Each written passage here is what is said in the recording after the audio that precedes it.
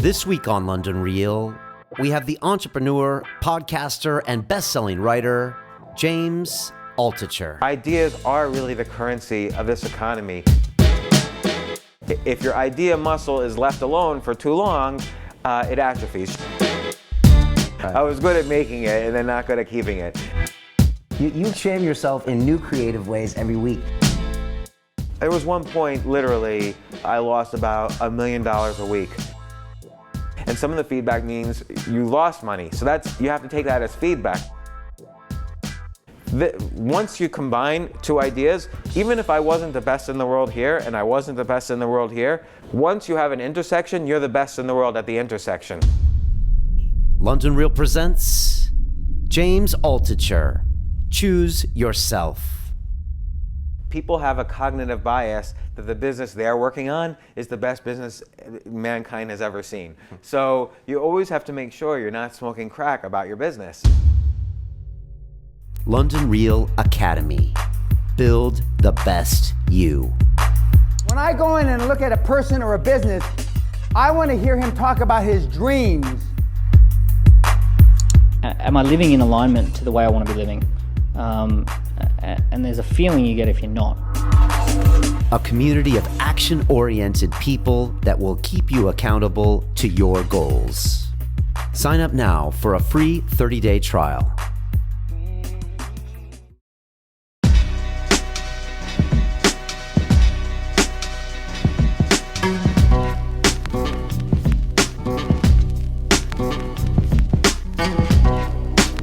London Real, sponsored by Bulletproof.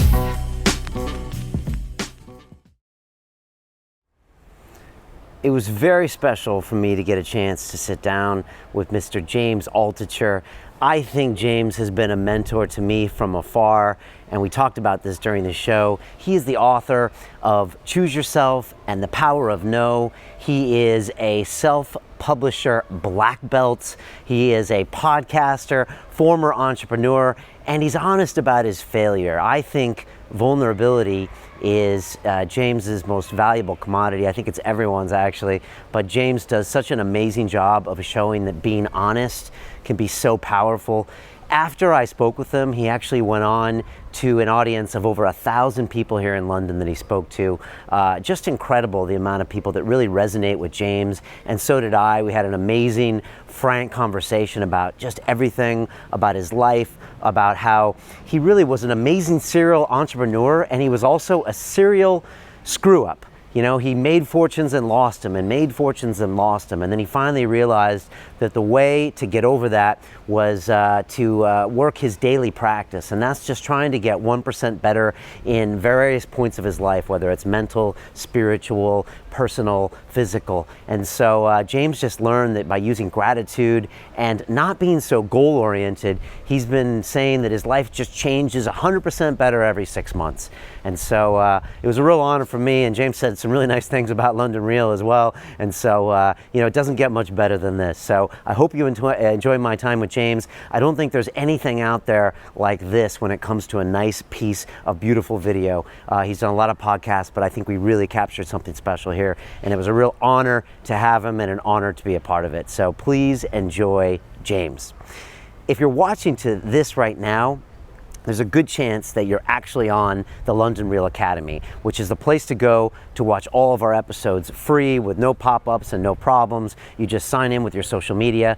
But if you want to be a part of a special tribe, then you should become a Founding 500 member, where you get access to me and 500 people around the world that are making themselves better every day. And we're doing it by being accountable to each other, being action-oriented, and just building the best us. And we do that with the help of all of the content from our guests, including the success secrets on this show now that you can only watch as a premium member, and so many other pieces we do. We do the live episodes, so you could have watched this episode live.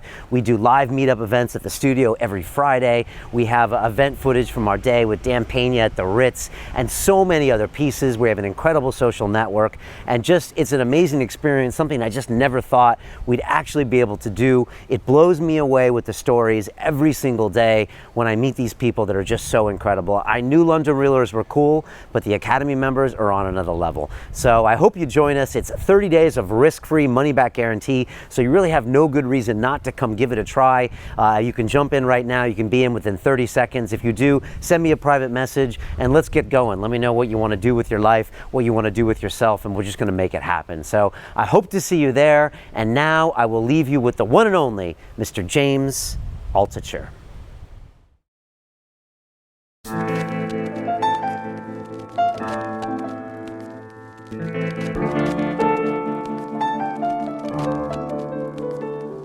London Real Set Design by Timothy Olton.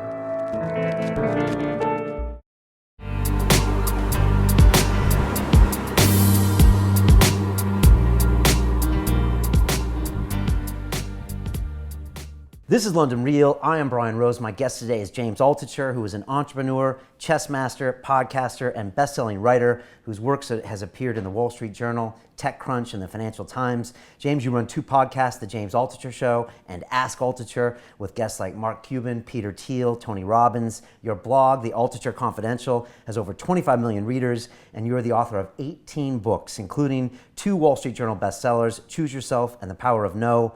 James, welcome to London Real. Brian, thanks for having me here. We're like chess pieces. We're playing black versus white on chess here. Exactly. I was worried you were going to exercise the power of no when I asked you on this show, but I wasn't going to take it personally because... No, I was going with the flow. When I figured I'm coming to London, whoever asks me to do anything, I'm just going to do it. Okay. So, good. and also, I had heard about the show. Everyone's like, "Oh, London Real, you're going on that show. You got to go." Awesome. So I'm glad you're here. What's it like being in London? You know, I know you were here a long time ago when you were like 12 years old. Yeah, I spent the summer here when I was a little kid.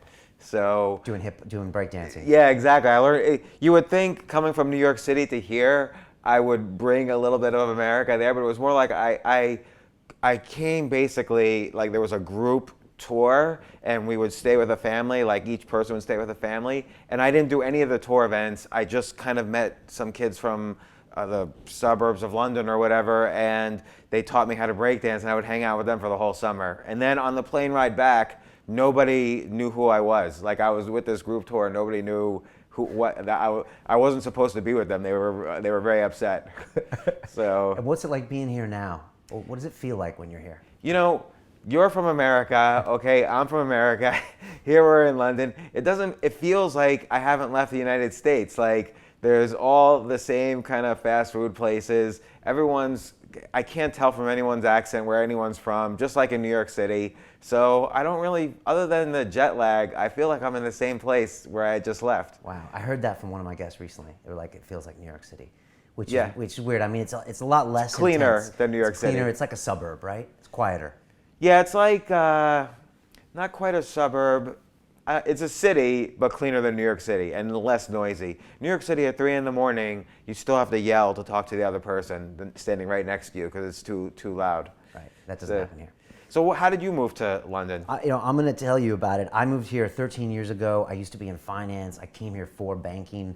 Most Americans need a reason to get here because we still need visas. So it's hard, and you need a company to pay for it. And then once I got here, I tried to get my passport as soon as possible. I got residency after 4 years, and then 5 years I got my passport. So I'm a dual citizen here. And are you allowed to be a dual citizen? Yes. Like, does the U.S. allow it? Yes, over 1 million U.S. citizens are dual citizens, for the record. Okay. And they know about it. I just have to travel to the U.S. on my U.S. passport, and I travel to the U.K. on my U.K. passport. So, but I got to ask you a question about tonight. When you originally were coming here, you were going to be down the street at Google Campus London, which is like a great place that Google set up for startups. Yeah. Tonight, you're talking in front of 1,000 people in Westminster. Can you explain the Altucher phenomenon? Well, I don't really know. Like we were going to put up a sign on Eventbrite, I guess, for the Google campus that I was going to speak there. And I guess it fits about 150 people, something like that. Yeah. And then another bunch of people downstairs can watch on screens. And then quickly, like 1,300 people signed up. So Google couldn't handle it. And so we switched venues a couple of times. And finally, we found a venue that could handle most of the people. And I still don't know how many people are going to show up, but I hope we fit everybody. I don't really know, to be honest. I didn't expect that, to be honest. I didn't know what the effect would be. And so you can't explain it. I mean, I got emails from everybody when I mentioned you were coming on this show, like, old people, young people, girls, guys. How many girls? 3. No, I'm just kidding. But for our audience, that's a lot. Yeah. But what I don't know, what is it about you? I mean, you talk about like ideas being the currency in this century, but like vulnerability seems to be this tool that resonates all these people with you. And when you started being honest and talking about your failures, it seemed like all these people just, I don't know, attach themselves to you. You were doing an interview with Tim Ferriss where you said originally people were like, this seems like a train wreck on Twitter, and then they would write you emails and say, that's my life too. Yeah, it's funny because I was in the Financial Times, I had a column, and I was going on CNBC a lot, and I would see CNBC is like the financial channel in the United States, and I would see all these, so-called pundits in their suits and ties, and they were saying, well, the euro's going to do this, Greece is going to do that, stocks are going to go like this. And I'm thinking I know what you're like when you're not on the screen. Like, you don't know anything about the stock market. You've been wrong 100% of the time. But no, you're not allowed to say, I don't know, and you're not allowed to admit failure. And failure is almost a bad word. You're not allowed to admit that you've tried and lost many times in your life. And once someone gives permission for that, like once I said, really bad things have happened to me. I've lost a lot of money. I've made really bad decisions. I've made really bad mistakes. I've been really sad in my life or suicidal or whatever. Then I don't want to say it opens the door, because it's not like everybody can sort of choose to share what they want to share. But people would suddenly realize, oh, okay, here's someone who is not just telling me how Greece is going to affect the United States. Here's someone who's going to actually talk to how I'm really feeling and what I'm really going through right now, maybe. And so I was starting to get emails that, oh, I've been through this, and then what did you do? And so people wanted to know. So I didn't give advice. All these people were giving advice. I didn't want to give advice. I was just saying, this is what I did. It may or may not work for you, or here's some places where you can fill in the blanks, but you do what you want to do. And people then started kind of doing what I had done, and sometimes I would do things and then I would fail again, do things, fail again. It was sort of like I was failing enough that it was almost like one big statistically significant experiment, unfortunately.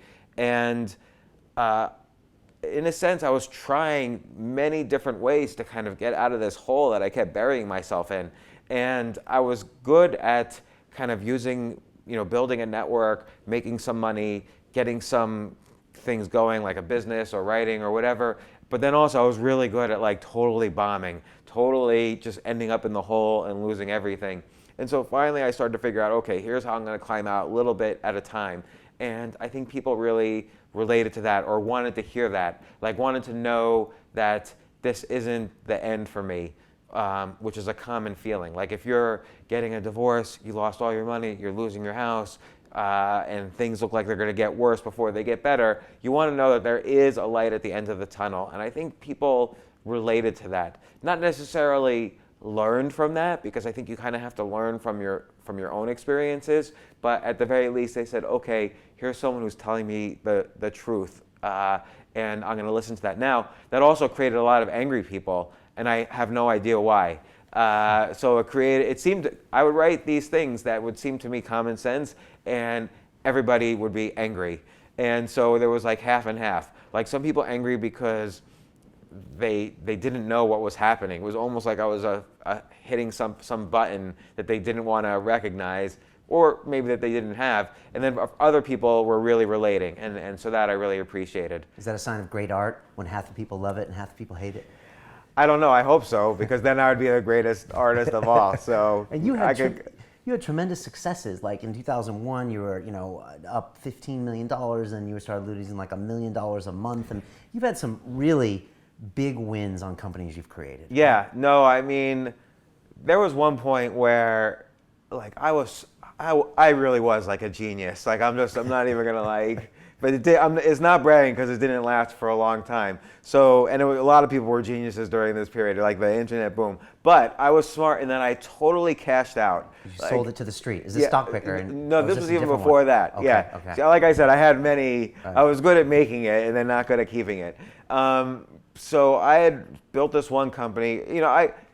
Nobody was on the internet. So I saw this internet thing's going to be big. Now, I wasn't as smart as like the Google guys down the street, but I built up my little internet business, sold it for a good amount. It was about $15 million. Totally cashed out because I saw this cannot last forever. Everything is going to just collapse. But then somehow, after that very smart, intelligent thought, someone slipped me some Kool-Aid mixed with like crack and all sorts of other things. And I started like buying every internet stock in the world. I was like, this internet is great. It's going to last forever, which is true. That was a true statement. But the stock market doesn't always follow the truth. It kind of does what it wants for a while. So I just simply kept doubling down and doubling down and doubling down all the way down. Cash. It wasn't like I was in paper. I was like, I would throw more cash. I would borrow. I would mortgage against my I bought a huge apartment in New York City, and I would mortgage against that and double mortgage against that, and just throw it all into stocks. And there was one point, literally, I lost about $1 million a week. And I'm not saying this to brag, because at the end of that period, I had literally, I remember looking at my ATM machine, the cash dispensing machine, and there was $143 left in my bank account, and that's all I had. And so I called up my parents. I was really upset, obviously, and my expenses were out of control because I didn't know anything about money, was the sad reality. So my expenses, I didn't know what it meant. I didn't have any idea about the value of money. So I said to my parents, look, can I drive tonight 100 miles to your house and just borrow some money? I might need like diapers for my kids somehow in the next few days, and then I was getting ready to kind of, I was losing the house and we were selling it for like a great loss, but I would pull out a little bit of money then. And I said, in a few days, I'll just drive right back down and I'll pay you back with huge interest, to my parents. And they started saying, absolutely not. We paid for your college education, and here I had just, I'm not going to replay the argument with my parents. But in any case, I decided, okay, I need to solve my problem a different way. So I hung up the phone on them, and they tried calling back. I didn't pick up because I really was in a panic. I needed to solve this problem, and got rid of the house. I moved like far away from New York, and I literally was in exile. Like, I didn't leave my house for 2 or 3 months. I gained 20 or 30 pounds. I mean, the few times I would go out to run errands, I was like this weirdo. I would ask the cashier, like, why is just the whole world going to crap? Like, nobody would even understand who I was. And Is this like 02, 01, like post-internet this crash? was like 03, 02, 03. Okay, all right. And because I was like literally a lock-in, like, into my home. I would like never leave my home. Right. And because I was afraid of everything. Like, if I walked out, I was going to lose more money somehow. You just lost everything. You would double down. You'd bet all the interest stuff. Yeah. Everything crushed, and you were just. And so I had no idea what I was going to do with my life. I had no idea anything. And, I had small ideas. I had put out some feelers out there that were starting to happen, but nothing that would allow me to leave my house yet.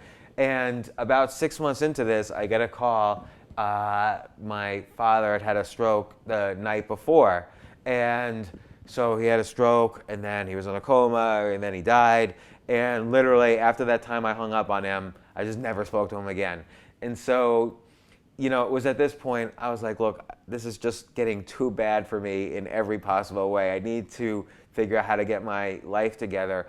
And I realized that, I really kind of thought that, and this is sort of true, I had won some kind of lottery ticket because I had made that initial money in the internet boom. Now, credit to me that I knew a lot about the internet as it was on the move up, but now I had no idea what am I going to do now? I have no other skill.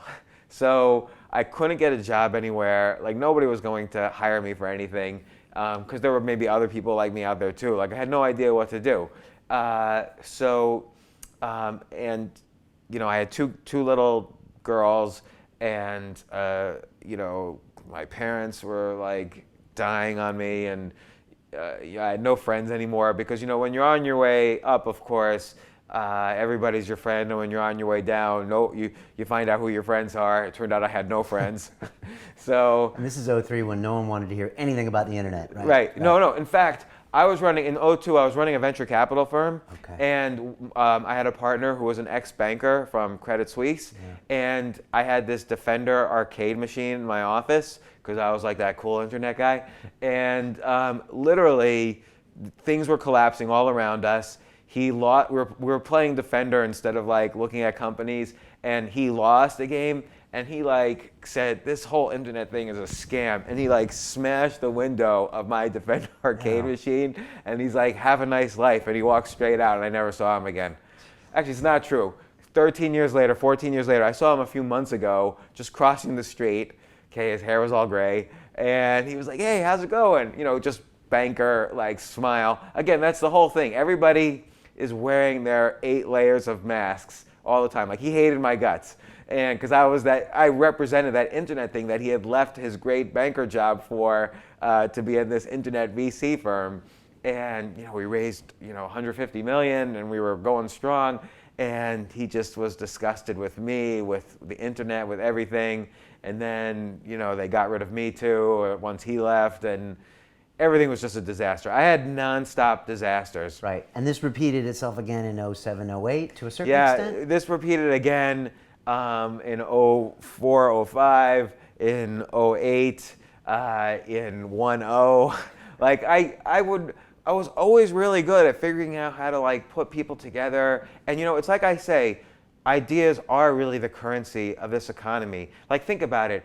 Industry we can outsource now. Apple doesn't make iPhones here, they make iPhones in China. Knowledge even, everybody said, okay, we switched to a knowledge economy, but that's not true. Knowledge we can outsource. In '07, I outsourced a software project. I have 2 software projects now outsourced to different countries. I have a translation project outsourced. I have research projects outsourced. But I can't outsource to someone, come up with 10 ideas for me to do as businesses, or come up with 10 ways for me to, treat my customers better. So ideas are still here. Our ideas are the only thing we have left. Right. So we're in an idea economy now. People don't quite realize that yet. They still say, oh, we're in a knowledge economy, but that hasn't been true for at least probably 15 years, but really the crisis of '09 underlined that. So really the past 4 or 5 years, ideas are how you make money. Now people say, oh, execution is everything, ideas are a dime a dozen, but it's not true. Execution is a subset of ideas. When you came up with this space, for instance, you didn't automatically know how you were going to set up the lights and the cameras and what you were going to do. You had to come up with the ideas. We're going to put this here. We're going to put these books here. I'm going to ask advice where to put the lights. You had to come up with the ideas on how to execute on this. And every day for you, I'm sure, ideas on who you should have on the show, ideas how you can better market the show. For you, the execution was the easy part. For you, ideas on the execution and how you can better distribute this, that's the hard part every day. I'm sure you wake up thinking not how I can get a better camera, but how I can really market this better, how I can contribute better and help people better. Those are the ideas that are building this, as opposed to just simply a better camera or a better light or whatever. So execution really is ideas then? Execution is a subset of ideas. Okay. So for instance, in 2007, I had an idea for 10 websites. So I figured, okay, I was running another business at the time, but the business wasn't creating what I call equity value. So someone offered to buy my business, but they wanted a 6-year employment agreement from me. And I showed the contract to my lawyer, and he was like, I thought they outlawed slavery 140 years ago. So I didn't take that deal, and I realized, well, how can I create a business where I don't have to sign my whole life away? And so I came up with ideas for 10 different websites. Now, what do I do next? Well, for each website business that I wanted to start, I had to come up with, well, what are the execution ideas? What does each page look like? How do I execute on each page? And I built all 10 of these little web businesses. And instead of taking kind of like an all or nothing approach, I sort of built them all quasi-simultaneously, and 9 of them failed fairly quickly. Even my 6-year-old daughter at the time was like, or 8-year-old daughter, I have to remember her age. My 8-year-old daughter at the time, she even looked at one of the sites and she's like, isn't this a little mean to people? Like, she was even telling me this is a bad idea. But one idea worked, and that was the site called Stock Picker, which I then, just literally 8 months after I launched it, sold it to thestreet.com. Wow. But And that was 07, 08. yeah, I started it in like August 06. We officially launched it in January 07, and in April 07, I sold it to the street. In to the street equity or in cash or? Both cash and equity. Okay. And did you manage to blow all that as well? Yeah, I blew all that as well. All that as well. So, yeah. You said you're like training for the Olympics or something. Like you'll train, work, and when you get the gold, then the next day. yeah, it's like you see photos of Michael Phelps. He's like totally, doing whatever, drinking, eating, everything after the Olympics. And he's like, don't worry, I'm going to get myself back together. And then he's on the Wheaties box again. But that's how it would be. They say money doesn't make you better. It just magnifies who you are. So I had like no control over myself at all. So I would just go completely crazy once I had money. Not that you need like total control and discipline over yourself, but you need to have some idea. You need to have some meaning in your life. And so it's meaning in your life that causes you to have ideas that will help people. And that's how you create. There's a saying: if you help 1 million people, you'll make $1 million. So that's the dollars is like the side effect of helping people. First, people have to be helped, and then that means first you have to be really good at coming up with ideas. So I always say you have to have this idea muscle that you exercise regularly and get it really. So you're an idea machine, so that you could then help people, which then in turn helps you figure out how to make money. Or you don't even have to figure it out at that point. You'll make money. Have your ideas changed? I mean, Stock Picker, that's a great idea. That helped people. But now Yes. do your ideas help them in a different way, in a more altruistic way? Yeah, so now I help people, I hope I help people, which is, again, by, saying, look, life is not a straight line upwards. It's like, I remember one time I was 3 years old.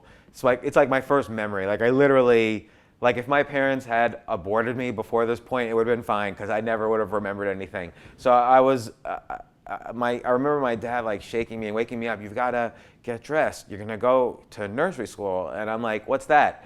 And he's like, well, you're gonna go to nursery school for 2 years, then kindergarten for a year, then you have elementary school for 6 years, then middle school for a couple years, then high school for 4 years, then college, then graduate school, then you're gonna work for 4 years, 40 years, and then you're gonna be as old as grandpa and you'll be able to retire. And I was like, I literally remember thinking this, it totally must be my first memory. This sounds really bad. Like I am not going to enjoy this. So, and it was like, there is no straight line. It's all a myth. I mean, it worked maybe from like 1950 to 1990, but then it stopped working. Like and it's never worked since. And so now everything's crazy. College is crazy. All this debt now for college, at least in the United States, and then the workplace is crazy because again, industry is being outsourced, knowledge is being outsourced, ideas are important. So the entire workplace is undergoing this transformation. And entrepreneurship is changing. So you can make money, but money as an entrepreneur is very volatile. So you don't just make a check every 2 weeks, you make feedback every 2 weeks or every month. So some of the feedback might be a lot of money, and some of the feedback means you lost money. So you have to take that as feedback. Oh, I did something wrong. And I didn't know that, and a lot of people don't know that. And I would lose money, and I had these panic attacks like, oh my God, I'm gonna go broke. And I did go broke, more than once. And I really I would take out my insurance policy. Okay, if I fake a suicide so nobody knows, then maybe my kids will be better off with this insurance than with me. That's dark. Yeah, and I would like be on Alta Vista, and later on Google, because this happened more than once. Like, how can I do this? And I won't even Google the methods that I Googled. But I mean, I won't mention the methods that I Googled. But there really was no painless way or safe way to do it. So both painless and untraceable. There's no way to do it. So I had to figure out, like, I've got these 2 kids and I need them to survive. I didn't even care as much about myself. Like, I could go away. but my daughters were beautiful and I wanted them to have a good life, and I had to figure it out. So I had to really figure out, well, what does it mean to reinvent yourself, and is it possible? I didn't think it was possible, and other people don't think it's possible. And so when I started writing about how I did it, I think that's part of the anger. Like, people were like, no, you did this. If you're a failure once, you're always a failure. Or if you made a bad decision once, you're always that guy who made a bad decision. And I see this every day. Like, I wrote about someone a few weeks ago who made a mistake in 1991. And so I got angry emails like, how could you write about him in 1991? I don't know, he was in a trial and he was acquitted of all charges. They didn't mention that, but still, if you're being investigated, you did something bad. And it's 24 years ago. And and the guy's given hundreds of millions of dollars to charity. There's no charges, but still, people are always angry. If you do one thing wrong, that's it. They want to feel justified that they're better. We're always in a hierarchy of alpha to omega. It's just evolutionary. That's how we think. And so people, want to, I call it like junk status binging. So instead of like junk food binging, they junk status binge. They find somebody who they perceive as like, in a certain ranking, and they try to say, no, he did something bad or she did something bad. Kim Kardashian did something bad, right, so I'm better than her. And they can't, it's like this instinctual thing. And so that's why they get this fake anger, right, or real anger. John Ronson did a whole book about the shaming world, yeah, and how we were just into the shaming piece. And you almost do the opposite of shaming, because you're talking about failures and people doing these things. Yeah, so in my writing, I never talk about other people because I have no right to mention anybody else, what they've done wrong. So I'll shame myself. Because we've all been there. I mean, you shame yourself in new creative ways every week. Like, first of all, I want to talk about how you write so much, but every article I read, I'm like, how can James find a new way to shame yourself? And you do, and it draws people in. It's really a challenge. Like Claudia, my wife, who's, I don't know why she puts up with me, but she wrote a blog post, 10 things to do if I die and if Claudia dies and you're James's new wife. So if James starts talking, what am I going to write about today? I've already written about all this stuff. Just slowly back out of the room, nodding your head, and then leave him alone. So, because you will find something. I somehow find something, yes. Because you know why?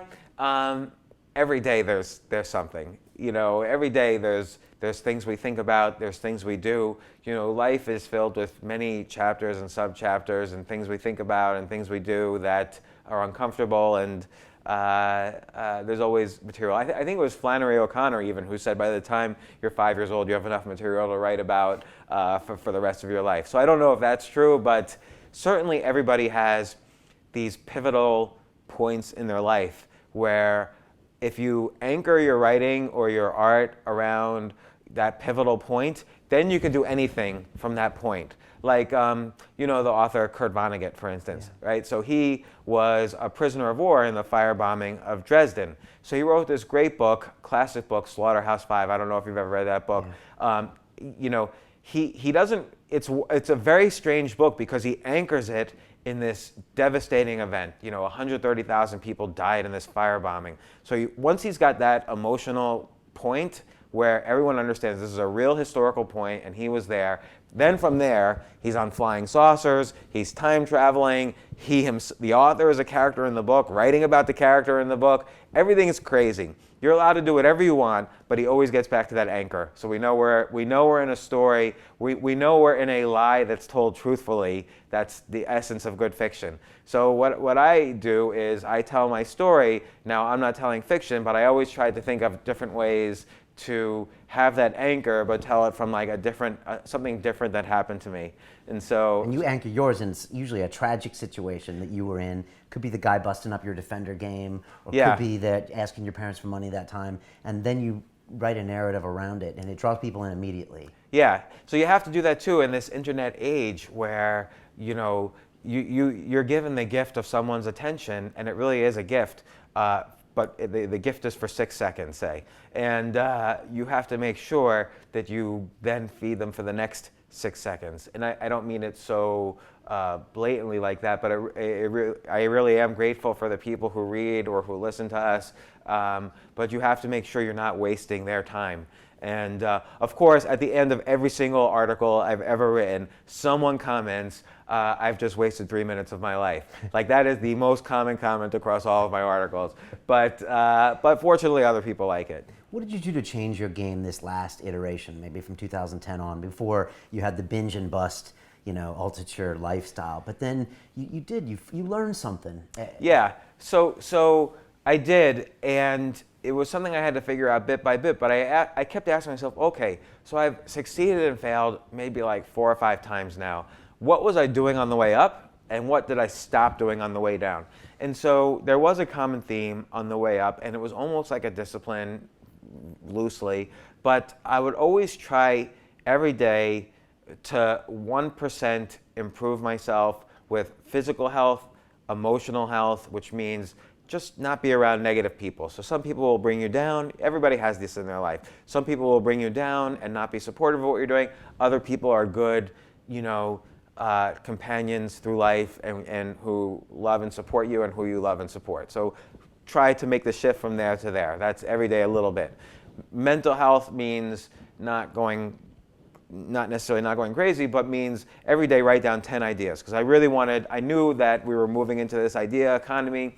But if your idea muscle is left alone for too long, it atrophies. Just like your leg muscles. If you're in bed watching TV for 2 weeks, your leg muscles will atrophy so fast, you'll literally need physical therapy to walk again. And the same thing with the idea muscle. So I make sure I always write down 10 ideas every day. Right, I have... You have, but the idea with you, the ideas aren't for... I have a waiter's pad. I write down my ideas. But they're not every day. necessarily for commerce. They're just for even basic happiness. Those 10 Yeah. ideas. So I'll write down, 10 ways I can surprise Claudia today. 10 ways. What are the 10 aspects of a good idea? It has nothing to do with making money, but I'll also write down 10 ways Amazon can improve their self-publishing business, 10 ways Facebook can improve their user experience. So let's say half of my ideas are more for me and just exercise. I'll tell you something I did the other day. I was sitting in a cafe, and I was going to write 10 ideas about something completely different. And then I saw, like, a couple tables down, 2 little kids were playing chess. And I could barely see their game, but I could see what they were doing wrong. And their father was just reading the newspaper next to them. And when he closed the newspaper and they finished their game, they were all getting up to go. So I wrote down 10 ideas how they can improve the 10 things they were doing wrong in their game, that if they just stopped doing those things, their game would be better. And so I totally must have been this weirdo. Like, I go up to the dad with this waiter's pad note, and I'm like, oh, I was watching your kids play. Here's 10 ideas for them. And he's like, oh, okay, and he took the note. But, hopefully he looks at it. They were sincere ideas. They move their rook pawns first thing. It's a bad idea. That's Then they move their rooks out. People do that when they're kids. Right. But it could be about anything.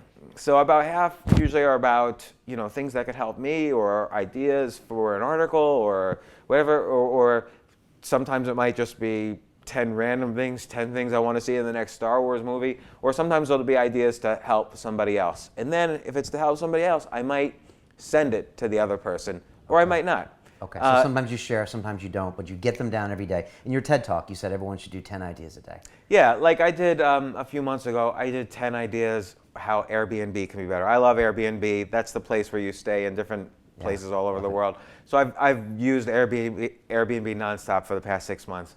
And I haven't sent it to Airbnb. It's just, these were my ideas for the day. Okay. So. All right, so the rest of those things, it's emotional, physical. I know you don't like the word spiritual. I don't, it is spiritual, but I think people have everybody has their own meaning of that, and a lot of people are like, oh no, I'm a scientist, I'm not spiritual. But really all I mean is, this is what I was always doing wrong, was I was either filled with regret. Like, for instance, after my father had his stroke, if I still had that money, there was all these experimental treatments I could have tried that cost money that maybe I could have helped him. But instead I was broke. I was dead broke, so I couldn't help him at all. So I was filled with massive, massive regret. And just every day I couldn't get rid of the regret. Or anxiety. Like I would have so much anxiety about things that in the future that may not even come true. Like everybody's a horrible predictor of the future, but I was convinced I'm going to go broke 3 years from now, or 3 days from now, or 3 months from now. And so I call that time traveling. And so I made it, so really what I mean by spiritual is don't time travel. So you can't have regret and anxiety and gratitude in your head at the same time. So whenever I feel like regret is coming on or anxiety is coming on, I'll say to myself, okay, well, what are 10 new things I can be grateful for? And so this is a challenge too. Like I can always be grateful for my daughters, for my wife. I'm grateful I'm here sitting here with you and to have this opportunity. But then now I'll think of like 10 grateful things. So for instance, I was late getting here, as we know, and I was stuck in traffic. And so I can be anxious, oh my God, this is gonna throw everything off, everyone's gonna get upset at me. Or I can be grateful, like I'm in this amazing, magnificent city, about to, go on London Real with Brian, and it's such an amazing city that everyone else wants to be here, and everyone else happens to be going in the same direction as me. So I must be doing the right thing. So turning things from anxiety to gratitude, I call that a difficult gratitude problem. That's spiritual health. And so if you can keep doing that, and it's a practice because it's easy to slip back. I've always slipped back, but I try every day to do that. And difficult gratitude problem. Yes. Okay. That's when you're having an anxiety moment, is a difficult gratitude problem, and you have to be creative to figure out how to be grateful. Yeah, and every day is filled with regrets and anxieties. My daughter, I have two. My younger daughter, she's always anxious about lots of things. She's like a little me, and I love her to death. And I said, you know what you need to do? You need to keep a notebook with you, and every time you're predicting the future, just write down what you predict, and let's just see if it comes true. So now, I don't think she's done this, but I'll remind her later, I'll remember what she was anxious about. Did that come true? And she'll kind of sheepishly say, no, it didn't come true. And so, I don't know if that changes her or not, but almost everything we predict doesn't come true. Right. So she's afraid her teacher's going to yell at her, or they're going to have a test and she's going to fail. And and I try to tell her, for one thing, why do you even care? Like, a good, let's take this to being an entrepreneur again. A good CEO or even a good employee will make correct decisions only 50 to 60% of the time. So most of the time, or a good chunk of the time, at least 40% of the time, a CEO is making bad decisions, and it's how you come back from that makes you a good CEO or a bad CEO. But in school, if you only got 50% of the questions correct, you failed. So we're trained throughout our whole education to think that you have to get 95% of your questions correct, your decisions correct, or else it's no good. For my daughter, the thought of getting a 50 on a test is like a horror story. That's like the worst nightmare. And yet that's daily life. That's reality. Right. So, 30%, okay, now you got to be careful that that's when I would start losing all my money, is when 30% of my decisions were correct. But if 50%, you're doing well. Right. So spiritual and then mental is your final one. So yeah, that was physical, and that's the ideas a day. And the physical is like, just don't kill yourself, do something intelligent with your body, and that's the physical. So a friend of mine, Tom Rath, who wrote StrengthsFinder 2.0, he wrote a book called Are You Fully Charged? He has one chapter in there that I really like the title of. It's called Eat, Sleep, Move, or Eat, Move, Sleep, something like that. And so, and he's very balanced about it. Like, look at the plate in front of you, and if there's more if it's a net positive, like you have more good things than bad things on the plate, then it's probably okay for you. Just don't eat junk food all day long. And then sleep, there's so much evidence that sleeping 8 hours a day is better for you than sleeping 6 hours or 5.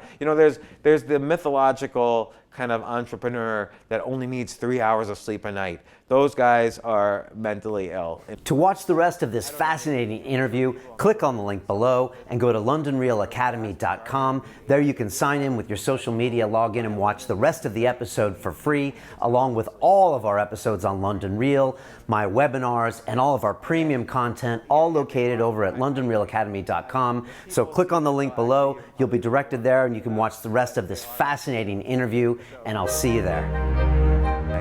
And then moving, just take a walk. So what's great about London and New York City and a major city is that it naturally forces you to walk around, rather than taking cars everywhere. Like you can go shopping, you can walk to the local store. But just walk, basic exercise, and my wife does yoga every morning. I do some yoga. Like I'm not a person who's advertising for a gym, obviously, but even I was talking to Nassim Taleb, who wrote Anti-Fragile and The Black Swan.